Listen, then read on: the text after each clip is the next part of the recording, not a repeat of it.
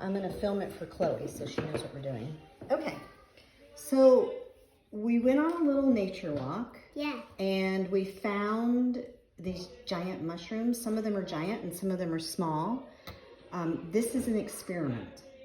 So I don't know what's gonna happen, but I'm gonna try something that I learned when we were up in New York, when I was up in New York, from an artist friend of mine. And it's called making mushroom spore prints. Because in these gills, these are called the gills, and this is the stem, and I don't remember, these are obviously the roots here that have some dirt collected on them.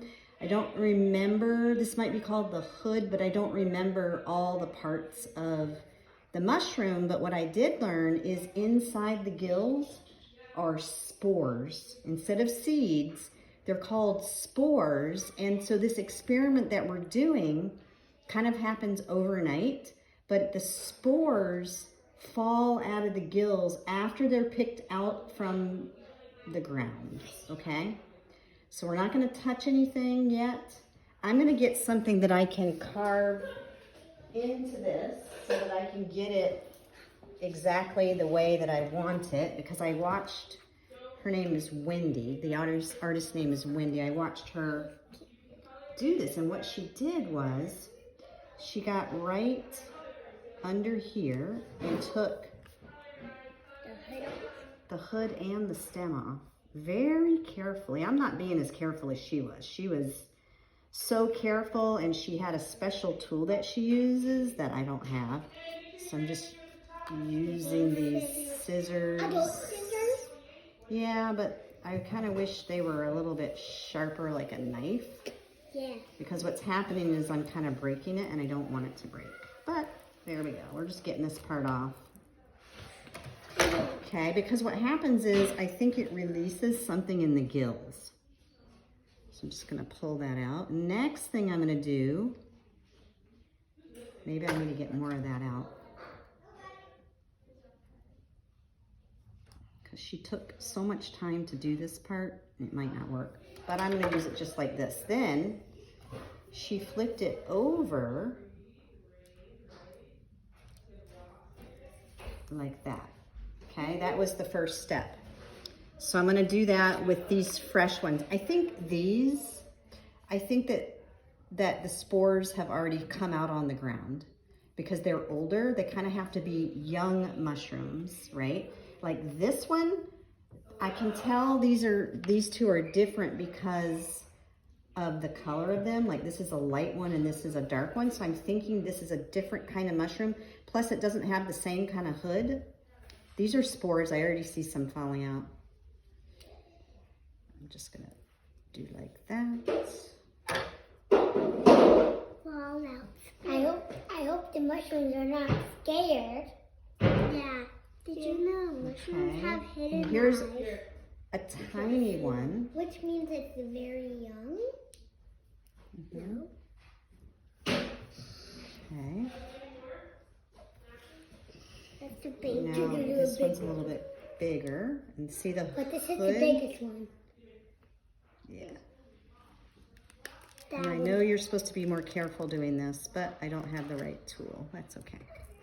It's an experiment, right? Yeah. Okay. I'm never doing this at my own house. Why? I wish I could see a mushroom and just I saw a mushroom at my house, but I don't know if it's poisonous. Okay. So maybe you should let your mom check it. Well, we're not going to eat these. No.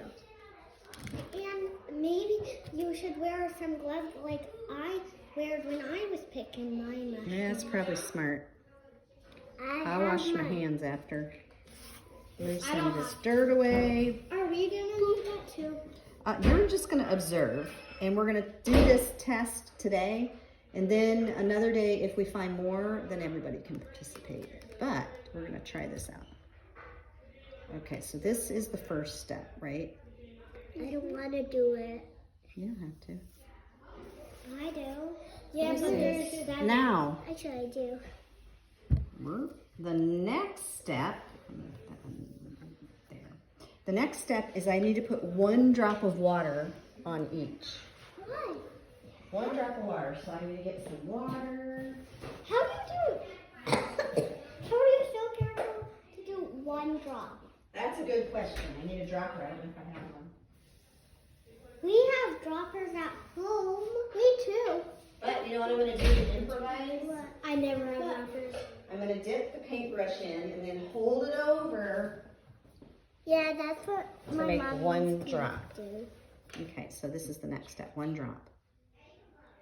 Oh, there's 1. That's 2 drops. I know. I think this one's so big. I'm gonna do a few. And once again, this is an experiment, so we'll see how it works. Smells like animals. Does it smell like it? Like earthy? It smells a little earthy. Yeah, smells like animals.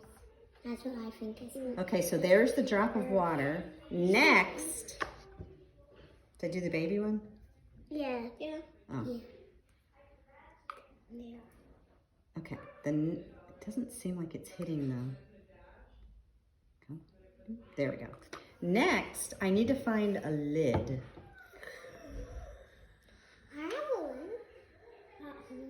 I need a lid that won't crush this. Oh, I know what I can use. A bag. I'm going to use bins. So we're going to put all of these here. Here's 1 lid. This can cover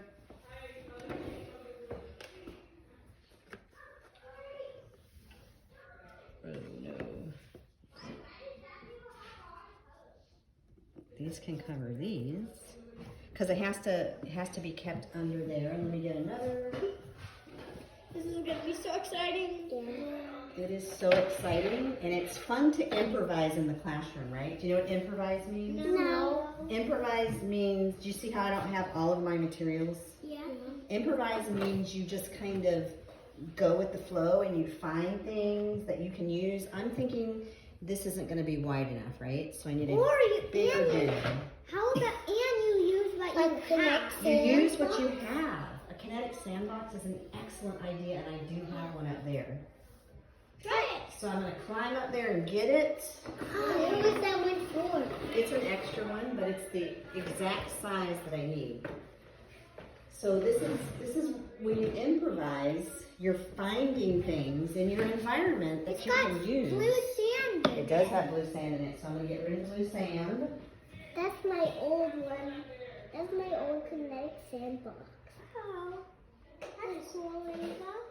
Okay, so this experiment, guess what you have to do? What? What do you think the next thing is? If you had to guess.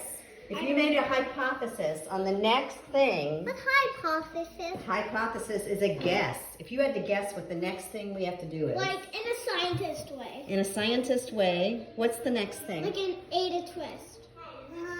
You know. What do we have to do next? Put the lids on. Yeah, after that.